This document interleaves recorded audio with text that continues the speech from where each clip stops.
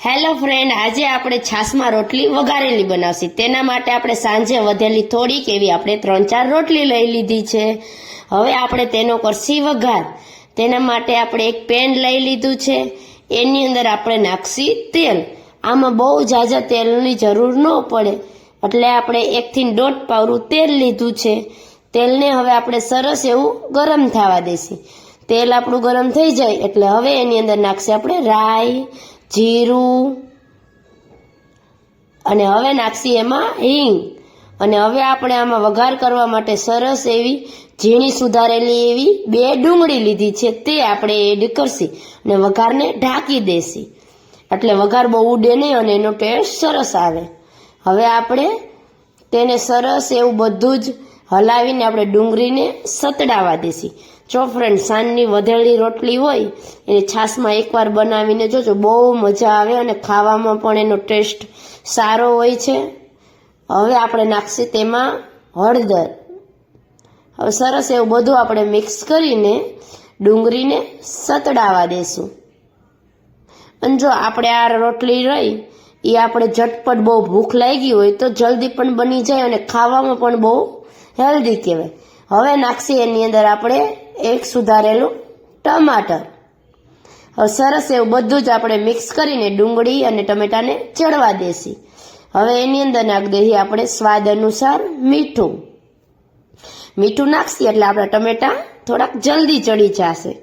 હવે સરસ એવું બધું હલાવીને આપણે તેને ચડવા દેશી।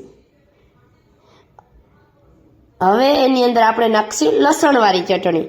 તમારે જેટલું તીખું ખાવું હોય એ પ્રમાણે તમે નાખી શકો છો, અને જો લસણવાળી ન ખાતા હોય તો તમે કોરું પણ મરચું પાવડર નાખી શકો છો। હવે સરસ એવી બધી ચટણી આપણી ચડી જાય એટલે આપણું ગ્રેવી સરસ થઈ જાય, ત્યાં લગીને આપણે તેને ચડવા દેશી।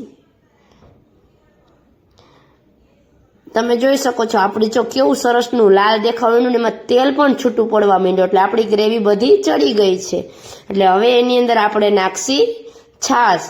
આપણે આમાં ખાટી છાશનો ઉપયોગ કરવાનો, એટલે બહુ મસ્ત ટેસ્ટ આવે।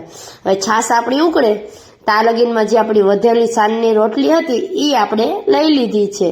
હવે એને આપણે ચપ્પુ વડે કટિંગ કરી લેશી। જો તમારે જે સાઈઝમાં કટિંગ કરવું હોય એ સાઈઝમાં તમે કટિંગ કરી શકો છો।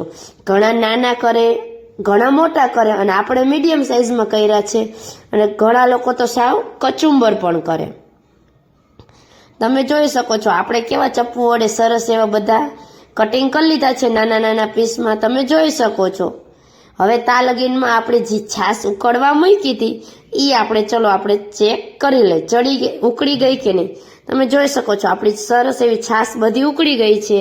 એટલે હવે એની અંદર આપણે નાખ્યો છે જે રોટલીના કટિંગ કર્યું હતું તે આપણે આમાં એડ કરી દેશી। હવે સરસ એવું બધું હલાવીને જ્યાં લગીને રોટલી ચડી ન જાય ત્યાં લગીને આપણે તેને ચડવા દેશી। તમે જોજો હમણાં આમાં જો કેવા સરસ ઉફાણા પણ આવવા માંડ્યા છે। અને હવે આપણે એની ઉપર નાખી દીધું છે ધાણા જીરું પાવડર। હવે સરસ એવું હલાવીને બધું મિક્સ કરીને આપણે તેને ચડવા દેશી। આપણી વઘારેલી છાશમાં રોટલી રેડી થઈ ગઈ।